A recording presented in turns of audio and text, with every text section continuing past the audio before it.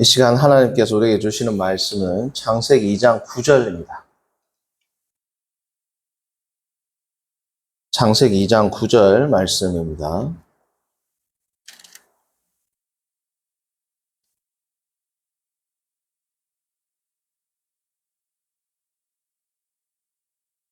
한 절이니까 합독합니다. 여호와 하나님이 그 땅에서 보기에 아름답고 먹기에 좋은 나무가 나게 하시니 동산 가운데에는 생명나무와 선악을 알게 하는 나무도 있더라.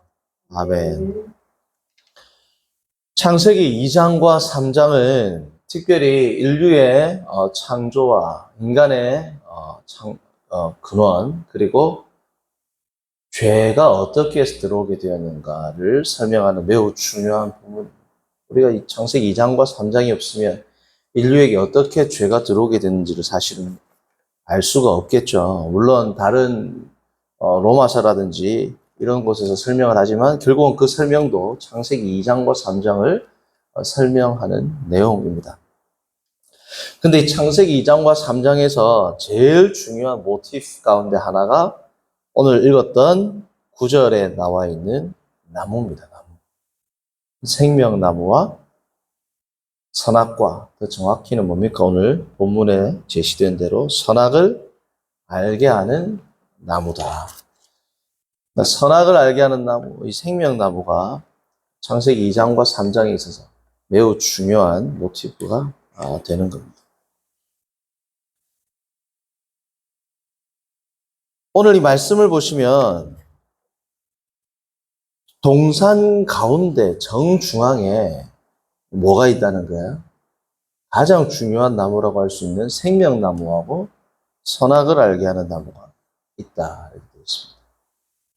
오늘 말씀의 제목은 하나님의 역설입니다. 하나님의 역설. 자, 이 말씀을 왜 드리느냐? 하나님의 역설이 지금 동산 중앙에도 드러나요. 동산 중앙에 마치 빛과 어둠, 백색과 흑색과 같이 완전히 정반대의 개념을 우리에게 주는, 상기시키는 두 존재가 등장합니다. 하나는 뭡니까? 생명이고, 하나는 선악을 알게 하는 나무인데, 결국은 생명나무를 따먹는 것은 생명, 영생을 상징하는 것이고, 선악을 알게 하는 나무를 따먹는 것은 지금 안 나오지만 2장, 예를 들면 저기 17절 같은 경우에 나오지 않습니까? 조금 뒤에. 생명과 사망이 같이 나온다. 공존한단 말이에요. 생명이 있고 사망이 있다. 생명과 사망은 반대의 개념입니다. 그렇죠? 자, 그런데 하나님은 처음 이 세상을 창조하시고 나서 생명나무와 선악을 알게 하는 나무를 통해서 들어오는 어쨌든 생명과 사망 이 두 가지의 모티프를 인간에게 제시를 하는 겁니다. 자, 생명을 통해서 뭐가 올 수 있다는 거예요? 사망이 올 수 있다는 거예요. 성도님들, 생명을 통해서 생명과 함께 사망이 올 수 있다는 거예요. 성도님들, 사망이라는 건 그 근거가 뭐예요? 생명이죠. 생명이라는 그 존재론적 근거가 있기 때문에 사망이 뭐예요? 나오는 겁니다. 사망이 먼저 있는 게 아니죠. 왜요? 하나님이 이 세상을 창조하시기 전에는 무입니다. 무, 사망이 아니고. 사망이라는 개념은 생명 이후에 오는 개념입니다. 그렇죠? 우리가 성경을 조금만 뒤에 보면 이제 2장, 3장을 읽게 되면 이제 알게 되죠? 사망은 뭐예요? 무의 개념이 아니고 심판의 개념입니다. 생명을 하나님 인간에게 주셨는데 이 생명을 보존할 수 있는 게 뭐예요? 하나님의 말씀에 순종하는 것인데 순종하지 않음으로 인해서 왜곡이 일어나고 충만한 생명 가운데 질서의 파괴가 일어나는 것. 그게 뭐예요? 사망이라는 거죠. 그래서 이 사망에 대한 개념을 전통적으로 어거스틴에서부터 시작해서 안셀름, 중세의 토마스 아퀴나스 이르기까지 무슨 개념을 쓰냐? 프리파치오 에센티아. 그러니까 존재, 본질의 결여를 받습니다. 결여라는 것은 제가 말씀드렸던 것처럼, 아까 말씀드렸던 것처럼 disorder. 그러니까 혼란, 파괴. 기존에 있던 하나님의 존재적 질서가 파괴되면서 들어온 게 뭐다? 그게 사망이라는 거예요. 개혁주의 신학자인 헤르만 바빙크는 그의 개혁교회학 3권에서 사망은 생명에 디펜던트한다. 다시 의존한다. 이 순서는 절대 바뀔 수 없다. 그래서 생명이 사망에 의존하는 게 아니고 사망이 생명에 의존하고 사망이 생명 after 뒤에 왔고 사망이 생명 by 의해서 왔고 사망이 connection with 생명과 동반되어서 왔다는 거예요. 자, 이게 지금 뭐예요? 하나님의 역설은 인간에게 생명과 사망에 대한 이 두 가지를 제시하고 인간의 선택에 의해서 생명이 더 풍성해지는 것.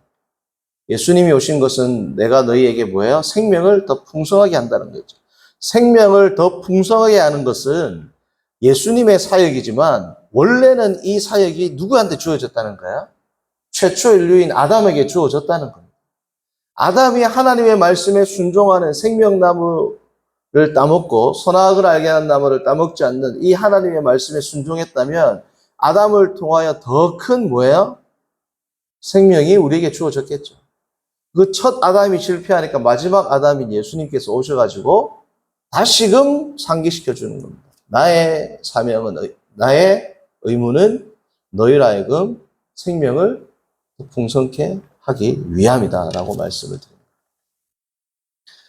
우리가 계시사의 진전에 따라 창세기로부터 시작해서 신약 그리고 계시록까지 만약에 한 번을 다 읽고 어느 정도 성경의 전체적인 메시지를 알게 되면 뭘 알 수 있어요?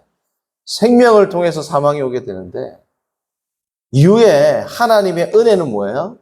이 사망을 통해서 다시 생명을 창조, 새로운 생명을 만들어내시는 첫 창조보다도 더 위대한 재창조의 사건이 있었던 것을 우리는 압니다. 예수 그리스도를 통해서. 생명을 통해서 사망이 오는 게 기존 질서죠. 자, 우유가 신선하단 말이죠. 신선한 우유가 상하게 되는 거죠. 성도님들, 자연 질서 가운데 상한 우유가 신선한 우유가 됩니까? 불가능하단 말이죠. 썩은 수박이 신선한 수박이 안 된단 말이죠. 항상 존재론적 질서는 뭐예요? 완벽한 것에서부터 파괴되는 것으로 진행이 된단 말이에요. 그런데 하나님의 은혜는 뭐예요? 완벽한 것에서부터 파괴된 것으로 생명에서 사망이 왔는데 사망에서부터 다시 뭐예요? 생명이 나오는 존재론적 역설이 일어난단 말이죠. 이것은 없는 겁니다. 이 세상 질서에. 세상 질서는 없단 말이죠. 자, 그러면 다음 시간에 이제 이 선악을 알게 하는 나무에 대해서 알아볼 것이고 오늘 생명나무를 우리가 살펴보면 이 생명나무라는 것은 성도님들 이 생명나무가 아담이 생명나무를 따먹으면은 영생하게 하는 이 생명나무에 생명 혹은 영생을 주는 힘이 있을까요? 이건 중요합니다. 생명나무에 생명을 주는 힘이 있다. 그러면 선악을 알게 하는 나무에 인간에게 선악을 알게 하는 힘이 있다가 되겠죠. 그런데 생명나무와 선악을 알게 하는 나무는 하나의 상징입니다. 상징. 성경에 나타난 중요한 상징이란 말이에요. 생명나무는 뭐예요? 하나님과 함께하는 영생을 상징합니다. 그래서 사망은 뭡니까? 에덴 동산에서 추방되는 게 사망이란 말이에요. 그렇죠? 아담이 죄를 짓고 나서 3장 제일 마지막 절 보십시오. 하나님이 그 사람을 쫓아내시고 사망은 하나님의 임재를 상징하는 에덴 동산에 쫓아내는 것에서 뭐야? 사망이 오는 겁니다. 하나님과의 교제의 단절, 생명나무를 따먹지 못하게 하는 그것은 하나님의 임재, 하나님이 인간에게 주시는 생명으로부터 인간이 유리된다라는 것이기 때문에 생명나무 자체가 어떤 힘이 있는 게 아니죠. 생명나무는 하나의 토큰입니다. 상징입니다. 선악을 알게 하는 나무도 선악을 알게 한다라는 이 말의 의미는 어쨌든 살펴보겠지만, 선악을 알게 하는 나무가 인간이 그 나무를 따먹는 순간 선악을 안다. 이 뜻이 아니란 말이에요. 인간이 그 나무를 따먹는 순간. 왜냐하면, 하나님께서 인간에게 네가 이 선악을 알게 하는 나무를 따먹는 것은 정령 죽으리라. 그 말은 선악을 알게 하는 나무 자체가 벌써 하나님의 율법을 주는 매개체가 됐죠. 그 나무를 통해서 인간은 이미 선악을 분별합니까? 안 합니까? 분별하는 겁니다. 왜요? 이거 따먹으면 이게 악이구나. 선악을 알게 하는 나무를 따먹어가지고 그것을 알게 되는 게 아니고 이미 선악을 알게 하는 나무 자체를 통하여 하나님은 인간에게 선악을 분별하게 하셨어요. 왜요? 네가 이걸 따먹는 것은 악이란 말이에요. 죄란 말이죠. 그러니까 선악을 알게 하는 나무라는 뜻은 이런 뜻입니다. 이 나무를 통해서 인간은 하나님의 율법을 받았고 하나님의 이 율법은 너는 선악을 알게 하는 이 나무를 따먹지 마라. 이 나무를 따먹는 것은 너에게 죽음을 가져 주는데 왜? 이것 자체가 뭐야? 이것을 따먹는 것이 죄이기 때문에, 악이기 때문에. 그래서 선악을 알게 하는 나무 자체에 효험이 있는 게 아닙니다. 그렇죠? 그것을 통하여 하나님의 뜻을 알게 되고 하나님이 주시는 선악의 기준을 알게 된단 말이죠. 그게 선악을 알게 하는 나무입니다. 말 그대로 선악을 알게 하는 나무죠. 그 나무를 통해서. 생명나무도 마찬가지라는 거죠. 자, 그렇기 때문에 예를 들면 야고보 사도가 야고보 1장 15절에 우리가 잘 아는 욕심이 잉태하여 죄를 낳고 죄가 장성하여 사망을 낳는다. 인간의 죄로 말미암아 에덴 동산에서 추방되는 것이 그게 뭐예요? 사망이라고. 그래서 죄가 사망을 낳는 것은 이 창세기에서는 어떤 상징으로 드러난다? 에덴 동산에서 쫓겨나는 사건으로 나타나게 되는 겁니다. 자, 그런데 이게 성도님들 성경을 읽다 보면 참 신기한 게 있어요. 성도님, 우리가 창세기 2장, 3장에 생명나무와 선악을 알게 한 나무가 나오죠. 생명나무와 선악을 알게 하는 이 나무에 대한 내용은 창세기 2장, 3장 외에는 안 나옵니다. 제일 마지막 어디에 나와요? 계시록에 나오죠. 선악을 알게 하는 나무와 생명나무가 인류의 역사에 중요해요, 안 중요해요? 너무 중요하죠. 그런데 이 중요한 메시지가 메시아에 대한 내용은 창세기 처음부터 나오죠. 계시록까지 끝까지 나옵니다. 하나님 처음부터 끝까지 나오죠. 그렇죠? 인간 처음부터 끝까지 다 나옵니다. 악한 영의 존재 처음부터 끝까지 다 나와요. 그의 비견될 만큼 중요한 게 선악과란 말이죠. 생명나무와 선악을 알게 하는 나무.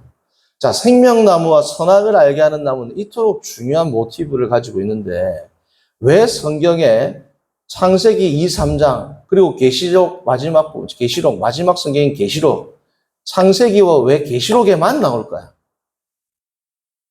다른 중요한 개념은 계속 나온단 말이에요. 반복적으로. 그런데 이토록 중요한 생명나무와 선악을 알게 하는 나무는 왜 성경 중간에는 단 한 번도 나오지 않을까요? 여기에 큰 하나님의 가르침이 있는 겁니다, 성도님들. 물론 잠언에 4번 나옵니다. 잠언에 4번. 제가 찾아봤어요. 3장 18절, 11장 30절, 13장 15절, 15장 4절 잠언에 4번 나옵니다. 뭐가 나오느냐? 생명을 알게 하는 생명나무가 나온단 말이에요. 그러나 이 생명나무는 한글 성경으로는 같은 생명나무이지만 잠언에 나오는 생명나무는 정관사가 없단 말이에요. 정관사. 영어로 말하면 더가 안 나온단 말이에요. 그러니까 the tree of life가 아니라 뭐예요? a tree of life. 잠언에는. 다르죠?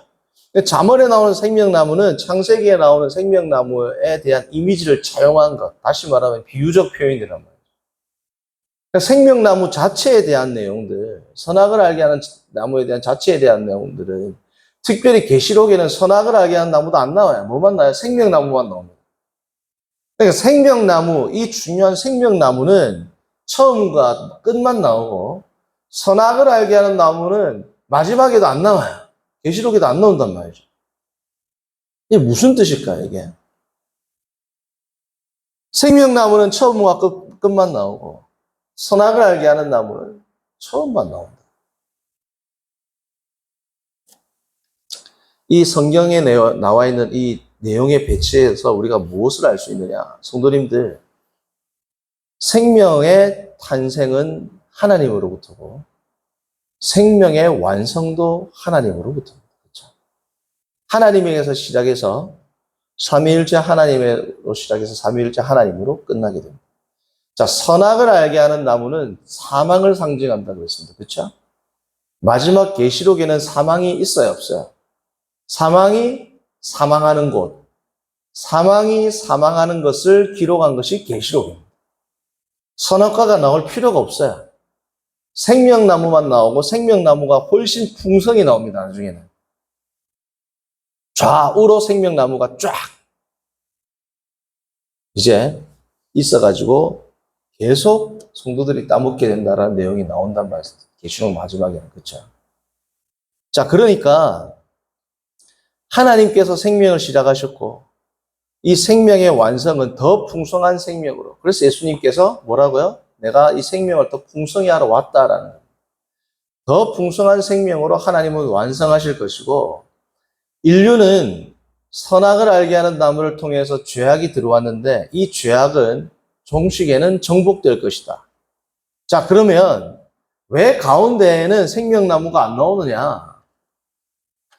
생명나무의 이 생명의 완성은 계시록에 이르러서 될 것이고 라는 의미가 있죠. 그리고 선악을 알게 하는 나무에 대한 그 나무, 선악을 알게 하는 나무는 계시록 마지막에 안 나오는데 생명나무와 선악을 알게 하는 나무가 처음과 마지막에 나오고 가운데에는 나오지 않는다는 것은 또 마지막으로 어떤 뜻이 있냐면 죄는 누구를 통해 들어오게 됐다는 거야? 인간을 통해서 들어오게 된 겁니다. 생명을 완성하면서 뭐가 정복이 돼요? 죄가 정복이 되죠. 자, 인간을 통해서 죄가 들어옵니다. 창세기 3장을 보면. 자, 그런데 이 죄는 인간이 마무리해야 되죠. 자기가 잘못했으니까. 그러나 이 책임을 누가 집니까?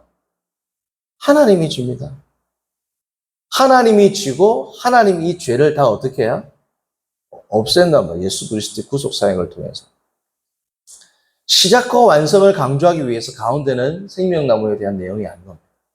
선악을 알게 하는 나무에 대한 내용도 안 나옵니다. 왜요? 이 사망도 누가 정리하는 거예요? 하나님이 정리하는 거란 말이에요. 자, 그러면 우리가 오늘 이 말씀을 통해서 알 수 있는 것은 뭐다? 생명의 조성자는 하나님이고 사망에 대한 책임은 누구한테 있다? 죄에 대한 책임은 누구한테 있다? 인간에게 있단 말이에요. 죄와 사망의 조성자로서 하나님에게 책임을 돌려서는 안 된다는 거예요. 왜요? 창세기에 명시적으로 기록하고 있습니다. 죄가 누구를 통해서 들어왔다? 인간을 통해서. 로마서 5장 12절부터 21절까지 한 사람으로 말미암아 뭐가 들어왔다? 죄가 들어왔다. 바울이 이토록 강조하는 건 뭐예요? 하나님의 섭리와 하나님의 주권과 하나님이 모든 것이 할 수 있기 때문에 죄도 하나님을 통해서 들어왔다라고 말하는 사람들이 있는데 그런 것들은 신학적으로 철학적으로는 가능할 수 있지만 성경에는 이 역설적 진리를 선포한단 말이죠. 하나님은 모든 것을 주관하시고 하나님의 섭리로부터 이루어지지만 죄를 하나님을 죄의 조성자로는 너희들이 보아서는 안 된다는 거예요. 그것이 성경이 그냥 가르치는 거예요. 창세기에 태초에 하나님이 천지를 창조하셨다. 천지 창조에 대한 그 책임이 하나님에 있는 것, 이것을 증명하는 것이라고 했습니다. 그냥 선포하는 것이라고 했어요. 성경은 선포했죠. 죄의 조성자도 성경은 선포합니다. 누구라고요? 인간이라고. 인간을 통해서 들어왔고 인간이 죄의 책임자라는 거예요. 자, 그러면 이 죄, 이 사망, 이 고통, 이 고난의 문제는 언제 끝난다는 겁니까, 성도님들? 자, 제가 아까 힌트를 드렸어요. 언제 끝난다고요? 계시록에서 끝난다. 창조가 완성될 때 뭐가 끝난다고요? 사망과 사망으로부터는 모든 고통이 끝납니다. 그 말인 즉슨 성도들이 마치 인생의 반려자, 동반자 같이 항상 성도들과 함께 따라다니는 게 뭐다는 거야? 고통이라. 고통. 이 고통과 고난의 문제는 예수님을 아무리 잘 믿는다 한들 끝나는 문제가 아니다라는 뜻입니다. 성도님들, 고통 없는 삶을 원하세요? 고난 없는 삶을 원하십니까? 그건 언제 일어난다고요? 우리 개인적으로는 개인의 종말에 일어납니다. 쉽게 말씀드리면 우리가 죽을 때 일어난답니다. 고통 없이 살고 싶다. 죽으면 돼요. 우리가 살아있는 한 고통은 마치 우리의 살과 같이 우리와 함께합니다. 이 고통의 문제들을 실존주의자들이 엄청나게 고민했지 않습니까? 실존주의자뿐 아니라 인류 역사상 항상 고민해왔죠. 고통이란 무엇이고 고통은 어디서 왔는가? 철학적 담론이라는 중요한 담론. 성경은 명확하게 이야기합니다. 고통의 근원도 제시되어 있고 고통의 마지막도 제시되어 있고 고통의 과정도 제시되어 있습니다. 성경에. 우리는 살아가노라면 하나님 앞에서 기도할 때 고통을 없애주십시오. 사실은 이 기도는 할 필요가 없어요. 왜요? 하나님의 섭리 가운데 너희들이 살아있는 동안은 고난과 함께하라. 이게 하나님의 섭리입니다. 너희들이 살아있는 동안은 낮과 밤이 있을 것이다. 이게 마치 창조의 섭리와 같이 우리가 예수님 믿는다고 하나님 제가 좀 더 활동을 많이 하고 싶은데 낮을 길게 해주세요. 됩니까? 밤을 짧게 해주십시오. 됩니까? 마찬가지로 하나님 제가 예수님을 믿기 때문에 예수님을 잘 믿을 테니까 고통 없는 삶을 살게 해주십시오. 와 같이 그것보다 어리석은 기도가 없단 말이죠. 성도님들, 고난은 우리와 함께합니다. 의인이라도 함께합니다. 그것이 나와 있는 성경이면 욥기라. 그렇죠? 성도님들, 하나님 나에게 고통 없는 삶을 주십시오. 하나님 제가 너무 심장이 쪼이는데 심장이 쪼이는 이 일이 안 생기게 해주세요. 제발 좀 하나님을 잘 믿으니까 평안하게 하나님을 좀 믿게 해주십시오. 라는 기도는 안 하시는 게 좋아요. 대신 어떻게 기도해야 될까요? 하나님 제가 사노라면 고통이 있습니다. 성도님들 우리가 이 고통을 해결하고 나면 또 다른 고통이 안 오던가요? 또 다른 고민이 옵니다. 또 다른 숙제가 온단 말이죠.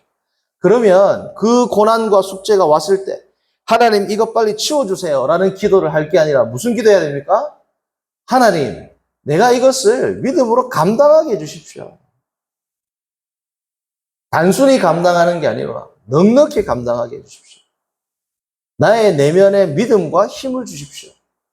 단순히 넉넉히 감당하는 게 아니라 하나님의 영광을 이 고통 가운데서 발견하게 해주십시오. 고통 가운데 하나님의 영광을 발견하고 하나님의 섭리를 발견하고 하나님의 사랑을 발견하고